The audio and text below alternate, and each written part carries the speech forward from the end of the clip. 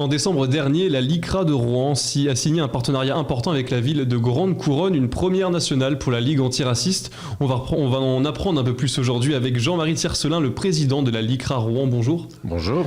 Alors Monsieur Tiercelin, quels sont dans un premier temps les objectifs de cette convention signée avec la ville de Grande Couronne et quelles seront les actions qui seront menées par la suite? Alors, le point de départ, c'est la ville qui a souhaité et qui est entrée en contact avec nous pour mettre en place cette convention. Donc on a signé en début novembre dernier. Les objectifs, les actions pratiques, on a mis en place, c'est déjà commencé depuis le mois de décembre, une permanence chaque samedi matin en mairie où on reçoit des associations ou des victimes, des gens qui viennent nous faire part de situations qu'ils sont en train de vivre et qui sont plus que délicates. Ça, c'est le premier point. Deuxième temps, mais qui va se mettre en place petit à petit, comme j'ai commencé à l'évoquer, ça va être des relations avec les associations qui le souhaitent, de Grande Couronne, qu'elles soient des associations sportives, des associations de quartier.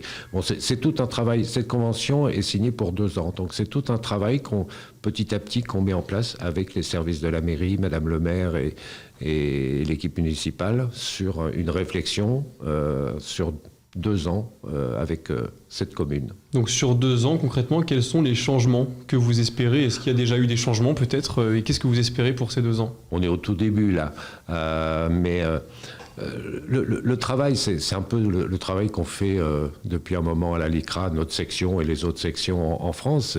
C'est de travailler avec les jeunes, c'est très souvent de débattre et de réfléchir ensemble.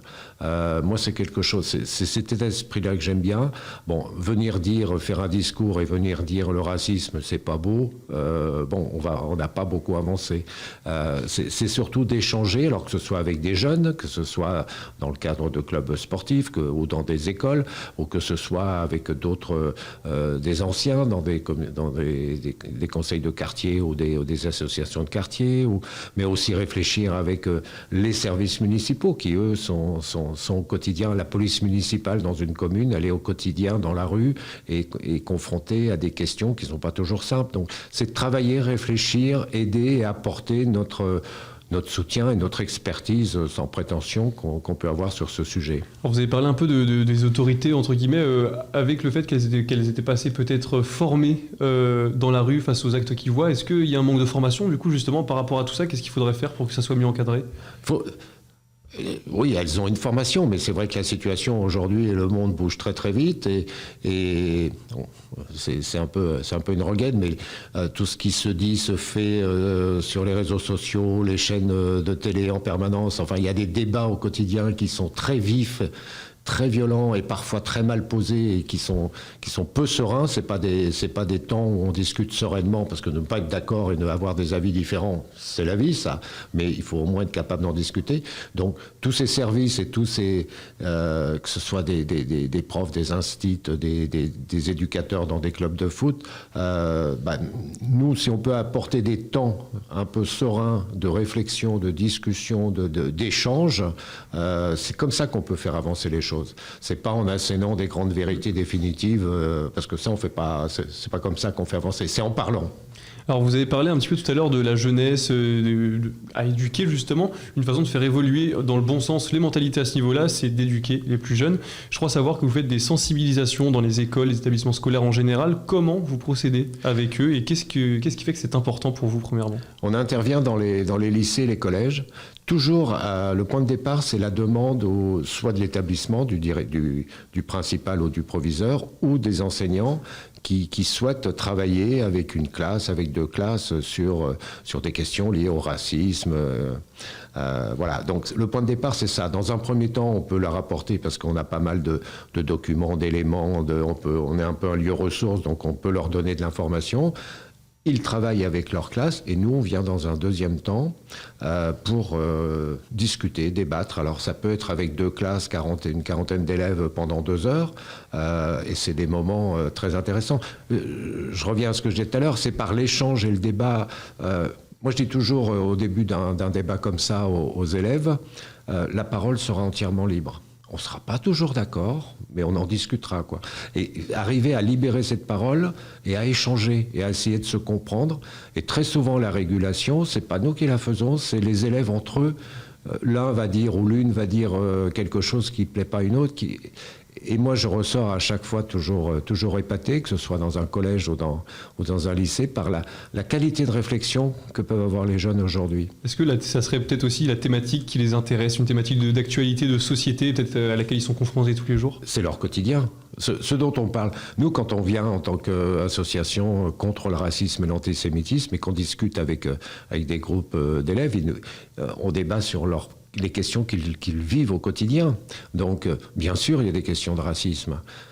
Mais c'est aussi, très très vite arrivent les questions religieuses, le port du voile ou pas, donc on parle de laïcité, l'homophobie, même si c'est pas notre terrain, il y a des associations qui ont une expertise et un rôle beaucoup plus actif sur ce terrain-là, mais les jeunes, ils nous renvoient et débattent de leur quotidien et des questions qu'ils vivent, des problèmes qu'ils ont et des questions qu'ils se posent.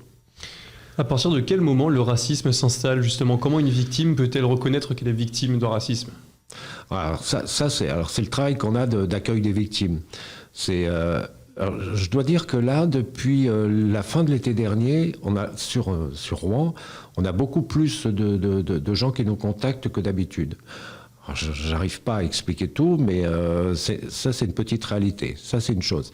Alors les gens qui nous contactent, c'est parce qu'ils se sentent ou ils sont victimes soit de propos, soit d'actes racistes. Alors, il y en a de toutes sortes. Ça peut être, moi je dis ça souvent, mais c'est une question. Ça peut être des problèmes de voisinage. Le voisin du dessus, on l'aime pas. On n'est pas obligé d'aimer tous ses voisins, hein. Mais on n'est pas obligé non plus de le traiter de sale ceci ou de sale arabe ou de violenter ou d'insulter les gamins quand ils montent chez eux. Donc, c'est des problèmes comme ça qui sont...